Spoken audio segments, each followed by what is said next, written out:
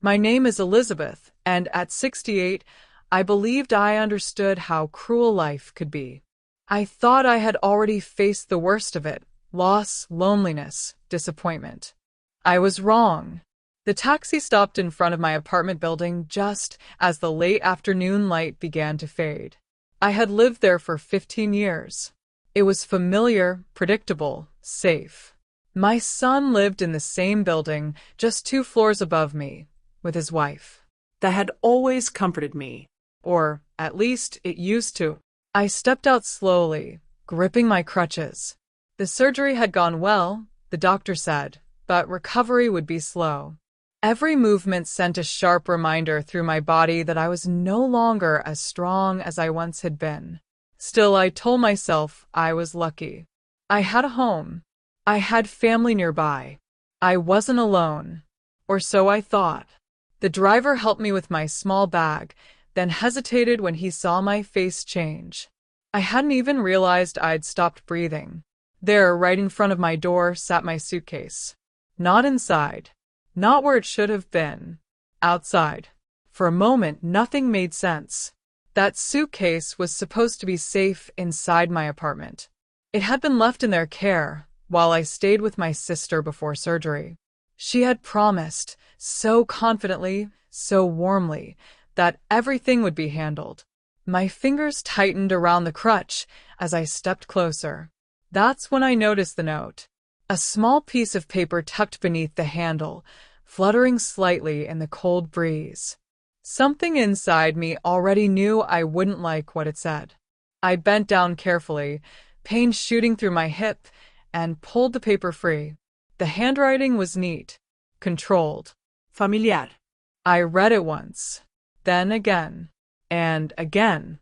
Each time, it felt worse. She wrote that she was done taking care of me, that she refused to clean up after me anymore, that I needed to find somewhere else to recover. And at the end, as if it were the simplest thing in the world, she added that my son agreed. Agreed. I didn't cry. Not then.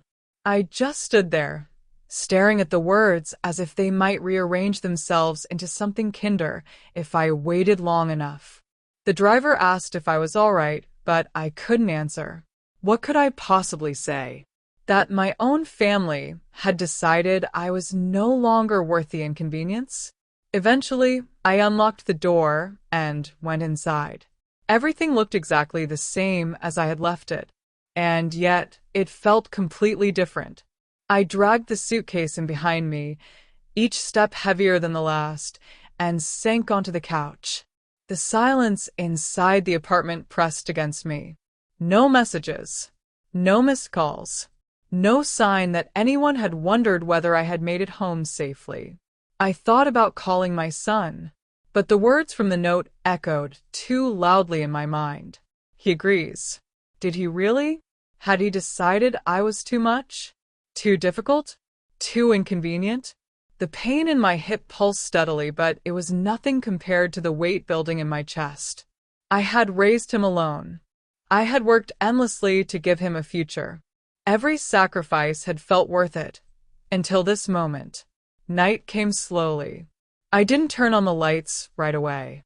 I just sat there in the dimness, listening to the quiet, letting everything settle. At some point, something shifted inside me. The hurt didn't disappear. It was still there, sharp and undeniable. But underneath it, something else began to form. Something colder, stronger. By morning, I hadn't slept. Making coffee became a careful, deliberate process. Every small task required effort now. Every movement had to be planned. And then I noticed something that made my stomach twist. A key. Sitting on the counter. The spare key I had given my son years ago, the one he used whenever he came to check on me. They had returned it. Not with a word. Not with an explanation. Just left it there. Like I was no longer part of their lives. I sat down with my coffee and forced myself to think, not just about what had happened, but about everything leading up to it. It hadn't started suddenly. That was the hardest part to admit. It had been gradual. Small comments that seemed harmless at first. Suggestions disguised as concern. Little moments that made me question myself.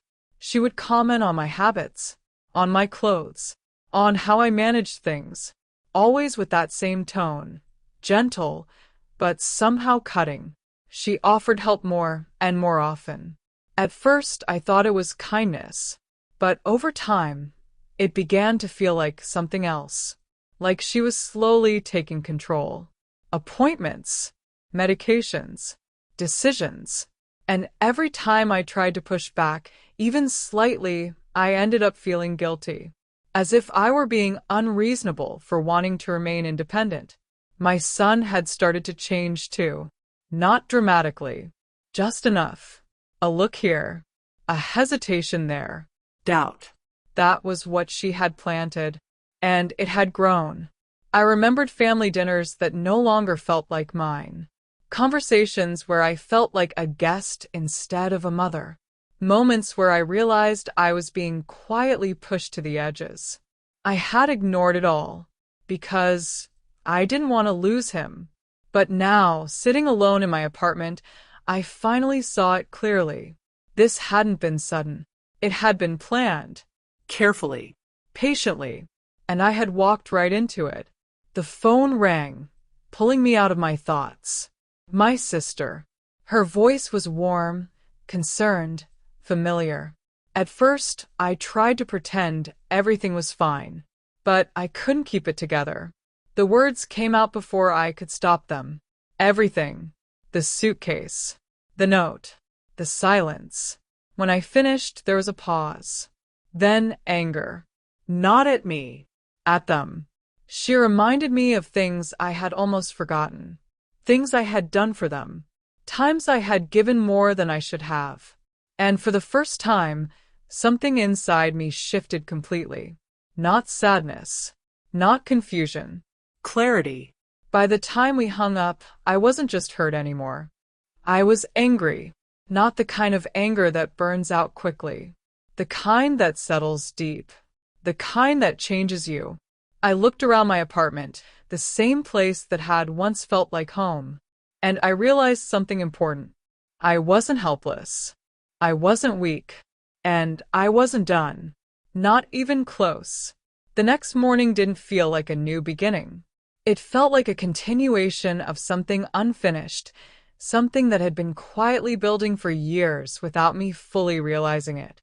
I woke up stiff and sore, my body still adjusting after surgery, but my mind was sharper than it had been in a long time. Pain has a way of clearing illusions, and I was finally seeing things as they really were, not as I wanted them to be. I moved slowly through my apartment, leaning on my crutch, noticing details I had ignored before. The silence wasn't just quiet anymore. It was heavy. It made me aware of everything that was missing. No calls. No concern. No apology. If anything, that hurt more than the note itself. Because the note had at least been honest in its cruelty. The silence? That was indifference.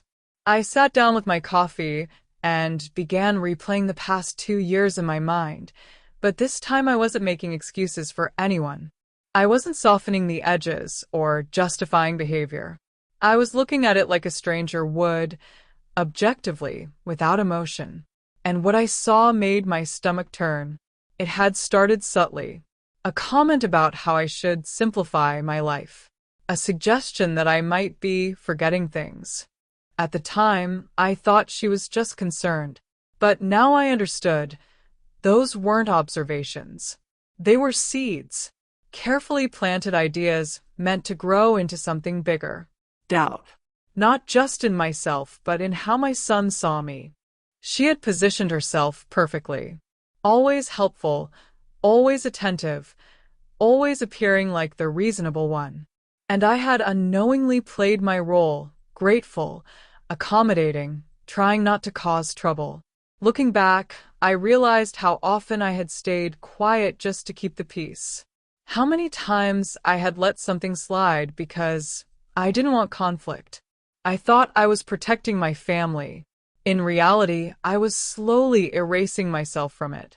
By midday, I was exhausted, not physically, but mentally. Thinking like that takes energy. Facing the truth takes even more. I was about to lie down when the doorbell rang. I wasn't expecting anyone. Carefully, I made my way to the door and looked through the peephole. A man in a suit stood outside, holding a large envelope. He looked official, serious.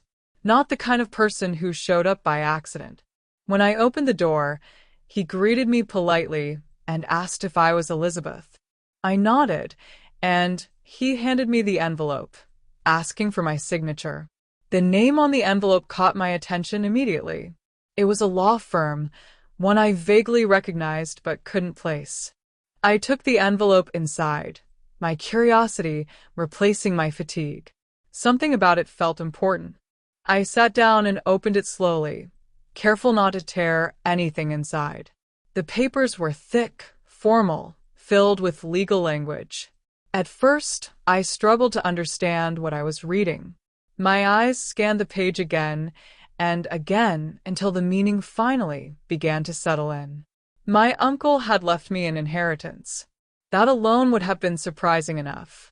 We hadn't been especially close in recent years, though I remembered him as a strong, intelligent man who always seemed to observe more than he said. I had attended his funeral months ago, but no one had mentioned anything about a will that involved me. But it wasn't just money. It was property. I kept reading, my hands starting to tremble. Not just any property. This building. The building I was sitting in. The building I had lived in for 15 years. The same building where my son and his wife lived. I had to stop and breathe. It didn't feel real. I read it again, slower this time, making sure I wasn't misunderstanding. But the words didn't change. The meaning didn't shift. The truth remained exactly where it was. I owned this building. Fully. Legally. Completely. A strange feeling spread through me. Not joy, not excitement, but something deeper. Something steadier. For the first time in days, I didn't feel small. I felt grounded. There was more. Additional assets. Investments. Enough to ensure that I would never have to depend on anyone again. The irony of it all hit me like a quiet wave. The same people who had treated me like a burden had no idea that I had just become the most powerful person in their immediate world. I leaned back in my chair and stared at the papers. Just yesterday, I had been discarded. Today, everything had changed. Not because I had done anything, but because the truth had shifted. Or maybe it had always been there, waiting for me to discover it. I stood up slowly and walked to the window. From there, I could see part of the building, the entrance, the same spot where my suitcase had been left like garbage. The memory still stung, but it no longer felt like the end of something. It felt like the beginning. I thought about them, about how confident she had been. How certain she was that I had nowhere to go, no power, no control. She had acted like she was making a final move, like she had already won. But she didn't know the game had changed. And more importantly, she didn't know I had finally decided to play. That afternoon, I started researching. Not emotionally, not impulsively, but carefully. I wanted to understand what it meant to own a building, what responsibilities came with it, what rights I had, what options existed. For the first time in a long time, I wasn't reacting. I was preparing. I reviewed documents, looked into lease agreements, studied how renewals worked, what could be changed, what couldn't. Every piece of information felt like a tool, and I was slowly learning how to use them. At some point, my phone buzzed. A message. Unknown number. I opened it without thinking, and froze. It was a photo. A photo of me. From yesterday. Standing outside with my crutches, struggling with my suitcase. Taken from above. Someone had been watching. And not just watching, recording. The message underneath was short. Full. Mocking. It said I should see how pathetic I looked. that maybe now I would understand why I wasn't wanted. I didn't react right away. I just stared at the screen. Something inside me became very still. This wasn't just rejection anymore. This was intentional, calculated, documented cruelty. I saved the photo, not because I wanted to remember it, but because I knew I would need it. Then I put the phone down and sat there in silence. The old version of me would have cried, would have questioned herself, would have tried to fix things. But that version of me had been left outside with a suitcase. And I wasn't her anymore. I looked back at the documents spread across my table, at the numbers, at the ownership, at the reality. And for the first time, I allowed myself to think not about what had been done to me, but about what I could do next.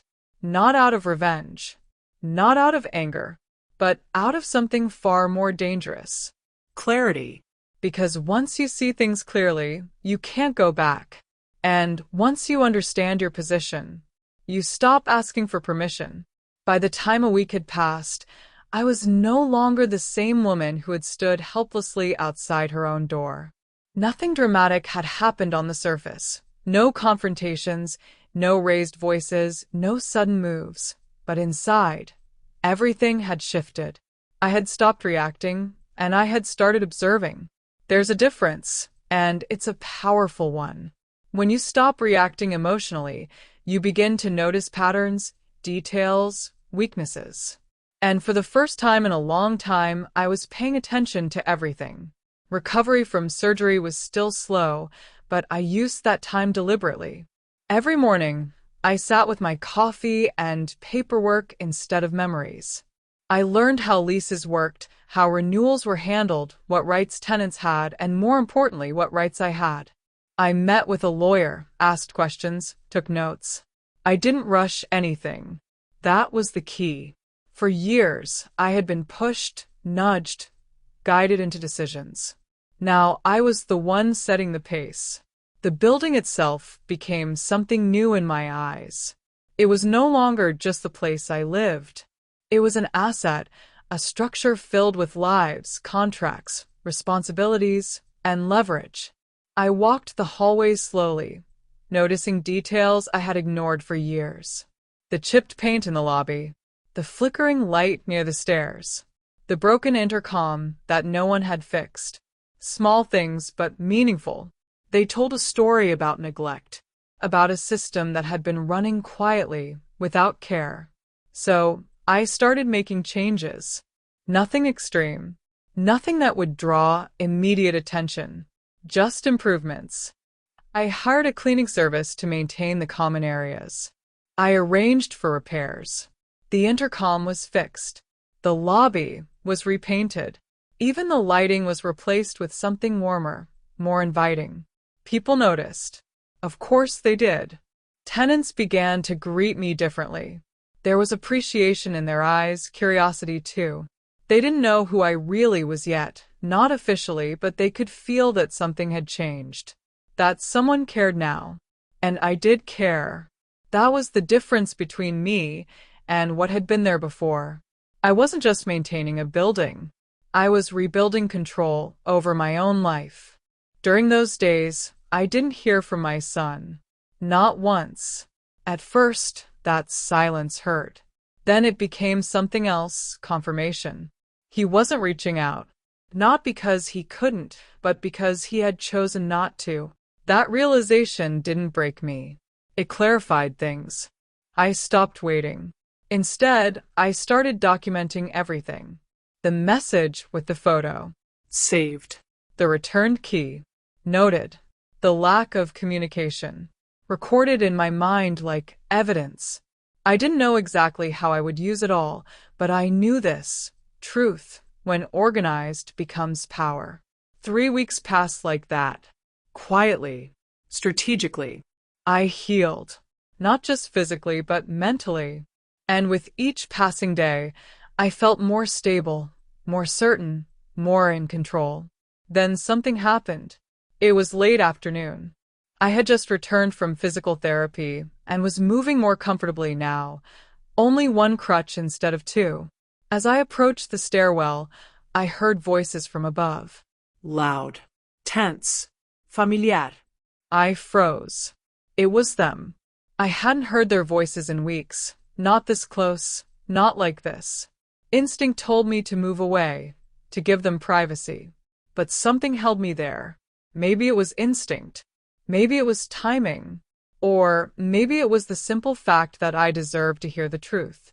So I stayed. Their voices echoed down the stairwell, clear enough to understand every word. My son sounded frustrated, conflicted. He was questioning her. Not aggressively, but enough to matter.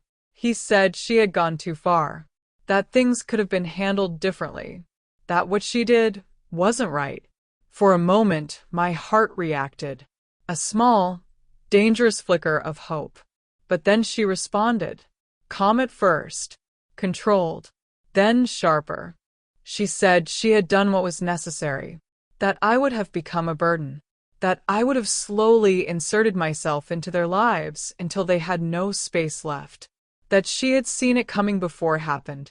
I felt something inside me go cold, not because of what she said, but because of how easily she said it, like I wasn't a person, like I was a problem, a situation to manage. My son hesitated. I could hear it in his voice. That hesitation mattered more than anything else. It meant something inside him wasn't fully convinced. But she didn't give him space to think. She filled it. She always did. She reframed everything, twisted intentions, presented herself as the one protecting their future. She spoke about responsibility, about boundaries, about avoiding long-term consequences. It was almost impressive. If it hadn't been about me. Then came the moment that settled everything. He asked her directly, what exactly had happened?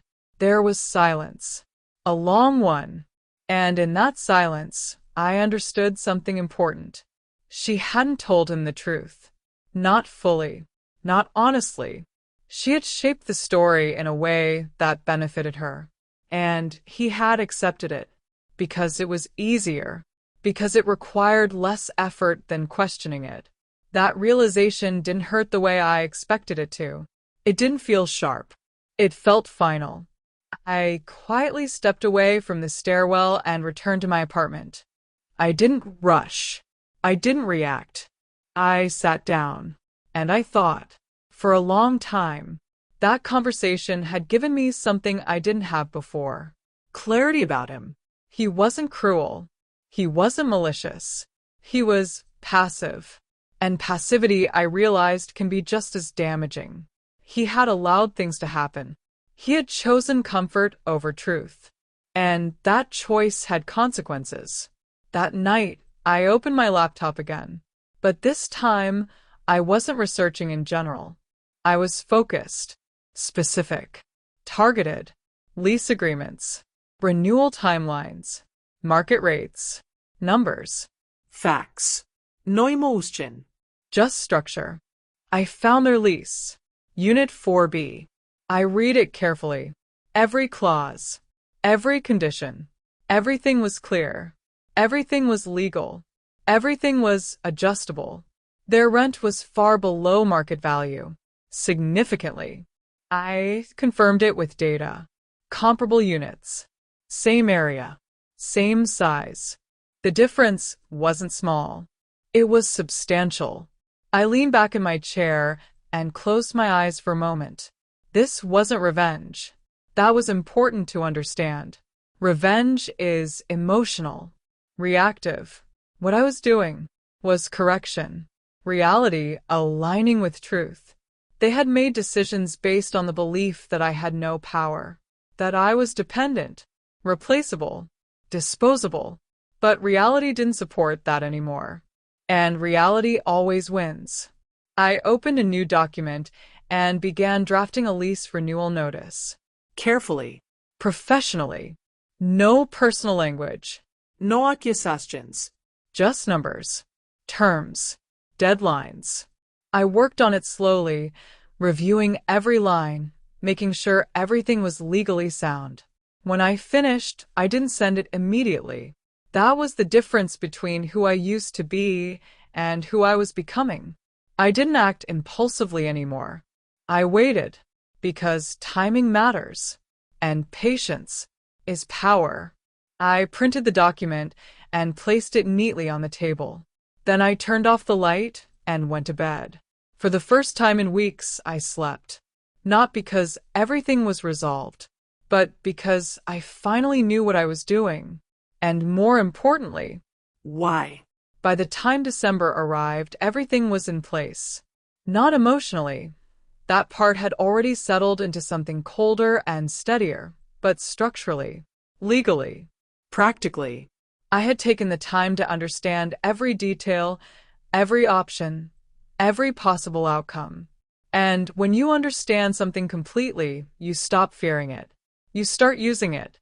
I sent the lease renewal notice exactly when I was supposed to, 60 days before expiration. Not early, not late, precisely on time. It wasn't dramatic. It wasn't personal. Just a document, clean, professional, unavoidable. Their rent would increase to match the current market value. They would either accept it or leave. Simple. I didn't wait for a response. I didn't sit by the phone or check the hallway every few minutes. I already knew what would happen. Not the exact details, but the reaction. People like her don't process things quietly. They erupt. It took 4 hours. I was sitting in my living room, reading, when the pounding started. Not a polite knock. Not even a firm one. This was aggressive. Sharp. Demanding. The kind of knocking that assumes control before the door is even opened. I didn't rush. That was important. I stood up slowly, using my cane more out of habit than necessity now, and walked to the door at my own pace. The knocking continued, louder this time, followed by her voice, tight, angry, barely controlled. "I know you're in there. Open the door." I paused for a second before unlocking it. When I opened the door, she was exactly as I expected. Face flushed, eyes sharp, the paper clenched tightly in her hand like it had personally offended her. Behind her, slightly further back, stood my son. He looked confused more than anything else. Tired. Uncertain. "What is this?" she demanded immediately, shoving the notice slightly forward as if I might pretend not to recognize it. I looked at the paper briefly, then back at her. "It's a lease renewal notice," I said calmly. I thought it was clear. Her expression tightened. "Don't play games. How did you even get this information? This is harassment." There was a time when those words would have shaken me, made me defensive, made me explain myself. Not anymore. "I think you're misunderstanding the situation," I replied evenly. "I own this building. That makes me your landlord. This is standard procedure." For a moment, she didn't react. It was almost like the words didn't register. Then the color drained from her face. "You what?" "I own the building," I repeated, still calm. "I've owned it for some time now." The silence that followed was different from the one I had heard in the stairwell. This one wasn't uncertain. It was shock. She stared at me as if she was trying to find the flaw in what I had just said. Something that would make it untrue. Impossible. "That's not possible," she said finally, her voice lower now, but no less tense. "You live here. You don't have that kind of money." I allowed myself a small pause. "Apparently, I do." Behind her, my son stepped forward slightly. "Mom, what's going on?" he asked, his voice uncertain, searching. The word hit me, not because it was unfamiliar, but because of when it came. After silence. After absence. After everything. I didn't react to it. "I inherited the building," I said simply, "along with other assets. I only recently became aware of it myself." He blinked, processing. "You own all of this?" "Yes." She cut in before he could say anything else. "This is ridiculous," she snapped. "We've been good tenants. always paid on time. No issues. You can't just do this. I tilted my head slightly. I'm not doing anything unusual. The rent is being adjusted to reflect market value. That's standard. Her grip on the paper tightened. This is because of what happened, she said. You're trying to get back at us. I looked at her steadily. What exactly happened? I asked. It was a simple question, but it landed exactly where it needed to. My son turned his head toward her immediately. What does she mean? He asked. And there it was. The moment. I saw it in her face, the brief flicker of calculation, the rapid shift as she tried to decide how to respond. That hesitation told me everything. She hadn't told him the truth. Not fully. Nothing, she said quickly. She's just trying to manipulate the situation. But he didn't look convinced. What happened? He asked again, this time more firmly. She avoided his eyes. It's not important. It clearly is. The tension shifted. It wasn't about me anymore. It was between them. I stood there quietly, saying nothing. I didn't need to. The truth was already working its way into the space between them. He looked at her, then at me, then back at her again. You told me she chose to recover somewhere else, he said slowly. You said she didn't want our help. Silence. That same silence from before. But now it had weight. Now it had consequences. That's not what happened, is it? He continued. She exhaled sharply. You don't understand. Then explain it, he interrupted. His voice had changed. Not loud, but firm. And for the first time, she didn't have immediate control of the conversation. I watched it unfold without stepping in. There was no need. She tried to reframe it, just like before. Tried to shift the narrative. Talked about boundaries, about pressure, about assumptions. But it wasn't working the same way now, because doubt had already entered. And once doubt is there, control weakens. He listened, but this time, he wasn't just accepting. He was thinking, Questioning. connecting things. I saw it in his face. Realization doesn't happen all at once. It builds. Piece by piece. And he was starting to see the pattern. Finally, he turned to me. What really happened? He asked quietly. I held his gaze for a moment. There were 100 things I could have said. I could have told him everything. The suitcase, the note, the photo, the silence. But I didn't. Because this moment wasn't about overwhelming him. It was about letting him see. It doesn't matter now, I said calmly.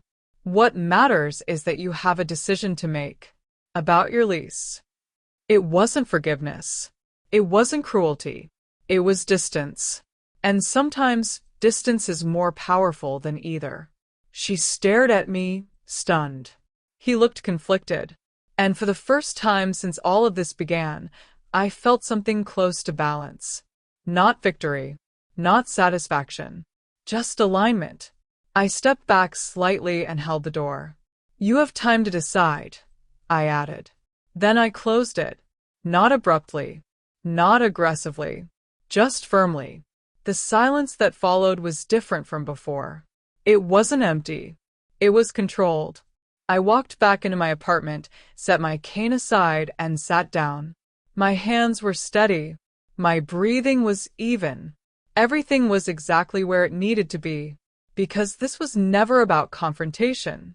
It was about position. And for the first time, I was no longer the one being pushed. 3 days passed after that confrontation, and the building felt different. Not physically. Nothing had changed in the walls, the hallways, the quiet rhythm of daily life. But there was tension now. Invisible but present. Like something had shifted beneath the surface and hadn't settled yet. I could feel it in the way footsteps paused outside doors, in the way voices lowered when I passed. People didn't know exactly what had happened, but they sensed something had. I didn't reach out to them, and they didn't come back.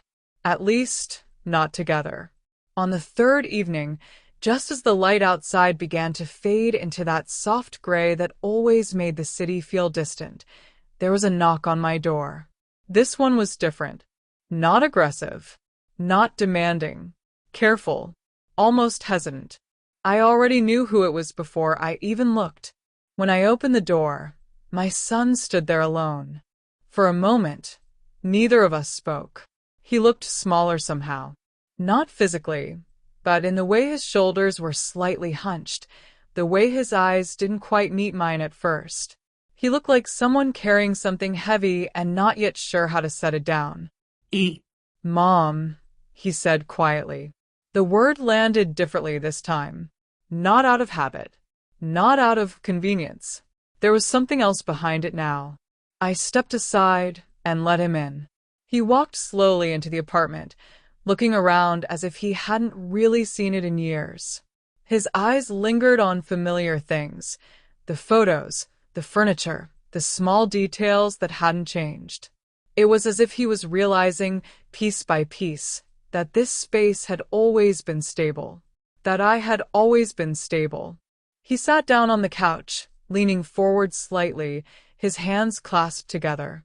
I took a seat across from him, not rushing, not filling the silence. Eventually he spoke. She lied to me, he said. Not loudly, not dramatically. Just a statement. I didn't interrupt. I found the note, he continued, his voice tightening slightly. The one she left you. It was still in her bag. I don't think she even thought I'd look. He let out a slow breath, like the words themselves were heavy. And the photo, he added. She kept that too, like it meant something to her. I felt something in my chest shift, but I kept my expression steady. He looked up at me then, finally meeting my eyes. She told me you were becoming too dependent, he said. That you were trying to move in with us. That you were pushing your way into our lives. A pause. That wasn't true, was it? No, I said quietly. It wasn't. He nodded slowly, as if confirming something he already knew but needed to hear anyway. I should have called you, he said. I should have checked. I just believed her. There it was. Not an excuse. Not a defense. Just truth. I leaned back slightly. Yes, I said. You should have. He flinched. Not dramatically. Just enough. Honesty does that. I know, he said quickly. I know. It was easier to believe that everything was fine than to actually find out if it wasn't. That was the first real thing he said, because that's what it had been. Ease. Comfort. Avoidance. I filed for divorce, he added suddenly. The words hung in the air between us.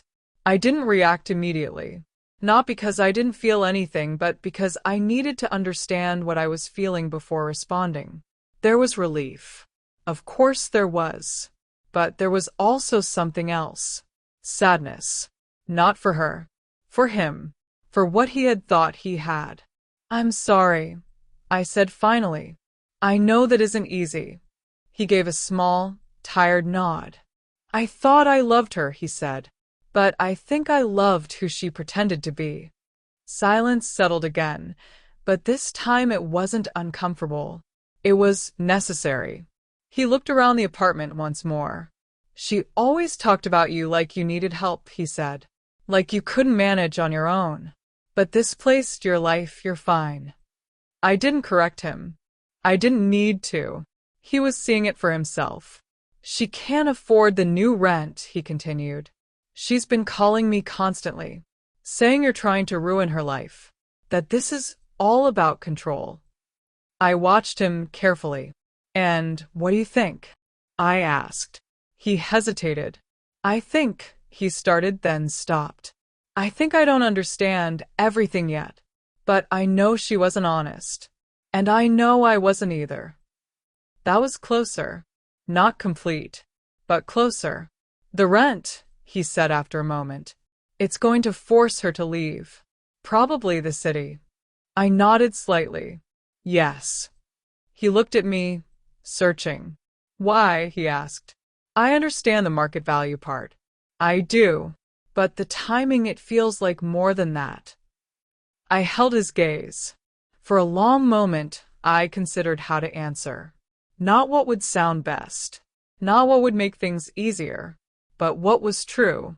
For 2 years, I said slowly, she worked very carefully to change how you saw me. She made me seem like a problem. Something to manage. Something that would eventually become your responsibility. He didn't interrupt. She positioned herself as the reasonable one. I continued. And I let it happen. Because I didn't want to lose you. I paused. But this, I gestured slightly, isn't about punishment. It's about reality. This building is my responsibility now. My future. I'm not going to make decisions that harm me just to protect someone who treated me like I didn't matter. He absorbed that quietly. So, it's not revenge, he said. No, irrevelia. It's self-respect. That word stayed in the air. He nodded slowly. She said you were trying to make me choose, he added. I raised an eyebrow slightly. Am I? I asked. He shook his head almost immediately. No. Because there's no choice to make, I said calmly. You already made one. You chose to believe her without speaking to me. That landed. I saw it. And I didn't soften it. Because some things need to be felt fully. I can't force you to be in my life, I continued. But I can decide how I allow people to be in mine. He looked down at his hands. I was wrong, he said quietly. It wasn't dramatic. It wasn't emotional. But it was real. And sometimes that's enough to begin. We talked longer after that. Not about everything. Some things take time, but about enough.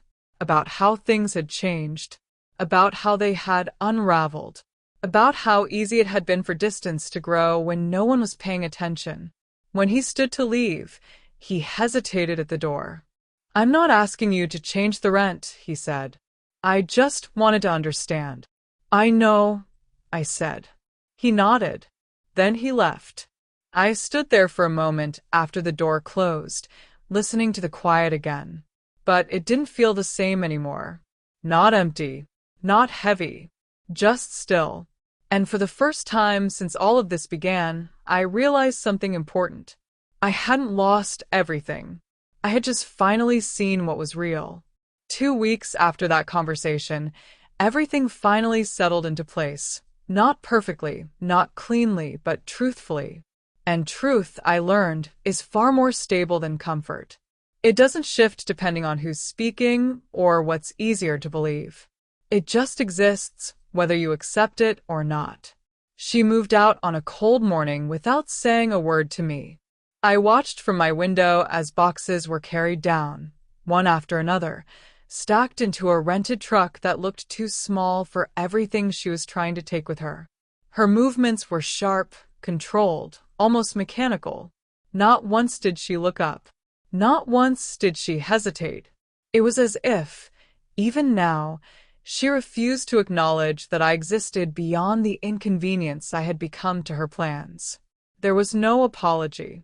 No confrontación. No final attempt to rewrite the story. Just silence. And strangely, that silence felt right. Because anything she could have said at that point would have only been another version of the same thing, another attempt to control the narrative, to reshape reality into something that suited her. But reality didn't need reshaping anymore. It had already revealed itself. My son helped her move. I saw him carrying boxes, moving slower than she did, his expression distant, tired. He wasn't arguing. He wasn't comforting her either. He was just there, present but separate. And that told me more than any words could have. When the truck finally pulled away, she didn't look back. But he did. He stood there for a moment, watching the empty space where it had been, as if trying to understand how something that once felt permanent could disappear so quickly. Then he turned, and instead of going back upstairs, he came down. To me. When he knocked this time, I didn't hesitate. I opened the door almost immediately. He stepped inside, quieter than before, but more certain too. There was less confusion in him now, less resistance. Not gone, but reduced. Replaced by something steadier. I think it's over, he said. I nodded. I think so too. There was no need to say her name. Some things don't deserve that kind of space anymore. He sat down just like before, but this time his posture was different. Not closed off. Not defensive. Just present. We didn't rush into conversation. We didn't try to fix everything in a single moment. That was the difference now. We weren't pretending anymore. I kept thinking about what you said, he began after a while. About self-respect. I didn't respond. I let him continue. I didn't have any, he said. Not really. I thought I was being supportive. I thought I was doing the right thing by keeping peace, by not questioning things too much. But I wasn't. I was avoiding responsibility. He looked at me. And I hurt you because of it. There it was. Clear. Direct. No excuses attached. I felt something shift again, but this time it wasn't sharp or heavy. It was a lighter. I'm still trying to understand everything, he admitted. But I know this. I should have been there. I should have asked questions. I should have chosen truth over comfort. Yes, I said quietly. You should have. He nodded. I know. We sat in silence again, but it wasn't empty. It was the kind of silence that allows things to settle properly. No pressure. No expectation. Just space. I found a new place, he said after a while. Not far. But not here. I raised an eyebrow slightly. Running away? I asked. He shook his head. No. Just starting over. I need to figure out who I am without all of that noise. That made sense. You should, I said. He exhaled slowly, like that confirmation mattered more than he expected. I was thinking, he hesitated slightly, then continued. Maybe we could spend some time together. Not like before. Not pretending everything is fine. Just honestly. I studied him for a moment. He wasn't asking for forgiveness. Not directly. He was asking for a chance. And there's a difference. We'll see, I said. It wasn't rejection, but it wasn't immediate acceptance either. Because rebuilding something takes time. And time, unlike before, was something I was no longer willing to rush. He nodded, understanding.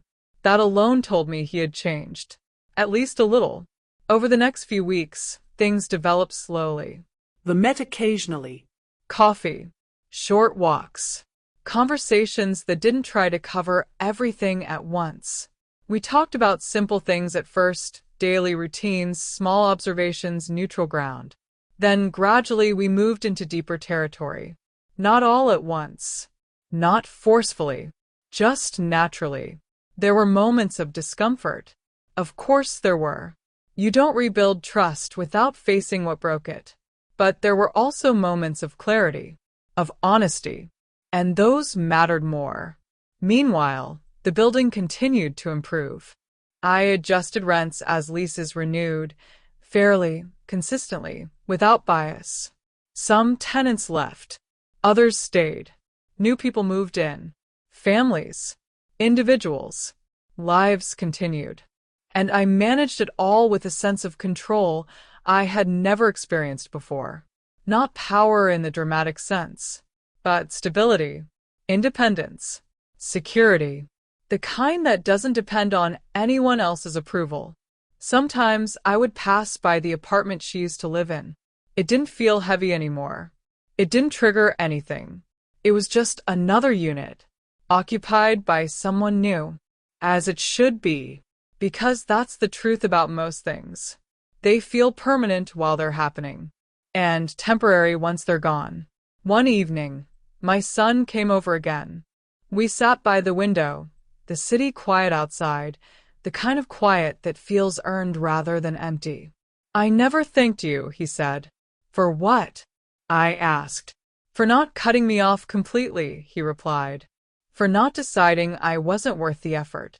I thought about that for a moment. About the suitcase, the note, the silence, the distance, and everything that followed. You're my son, I said simply. That doesn't disappear just because you made the wrong choices. He nodded, but didn't look away this time. I'm trying to make better ones now. I know, I said. And I meant it. Because I could see it. Not perfectly, not completely, but enough. And sometimes, enough is where things begin again. As the weeks turned into months, life settled into something new. Not what it was before, not what I had imagined, but something real, something earned. I no longer felt like someone waiting to be included. I no longer felt like a burden trying to justify my place. I wasn't asking for space anymore. I owned it, literally and emotionally. And that changed everything. Because in the end, it wasn't about what was taken from me. It was about what I finally understood. That respect isn't given automatically. Not even by family. It's recognized. Or it isn't. And when it isn't, you don't beg for it. You build a life where it's no longer required. And that, I realized, was the most powerful thing I had ever done.